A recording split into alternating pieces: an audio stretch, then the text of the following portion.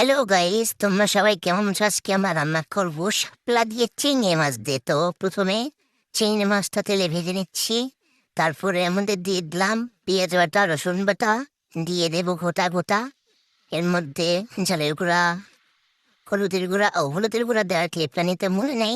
তারপরে ঘোটা ঘোটা ঘোটা, এরপরে ভালো করে রান্না রান্না করে এর মধ্যে দিয়ে দিলাম পানি। পানি দিয়ে ভালো করে মশলাটা কষিয়ে, এবার ভালো করে মশলাটা কষানো হয়ে গেলে তারপরে তারপরে কি করব? তারপরে মনে পড়ছে জিরে দিই নাই তো। তরকারিতে দিতে হবে জিরার গুঁড়ো দিয়ে আবার গোটা গোটা ঘোটা, ঘুরতে থাকো।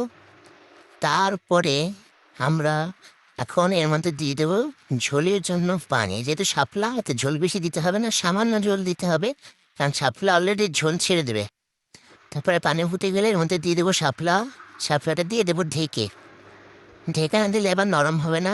ঢেকে দেওয়ার পরে এই যে টকবক করে ফুটছে। তারপরে শাপলা এখন সিদ্ধ হয়নি, হালকা একটু নেড়ে দিলাম, দিয়ে তরকারিতে লবণ দেওয়াটি তো দেখাই নেই। আসল কথা হলো তরকারিতে আমি সেদিন লবণ দিচ্ছিলামই না। তো পরে যখন আমি লবণ চেক করি তখন দেখি লবণ দিই নেই, পরে আবার নতুন করে লবণ দিছি।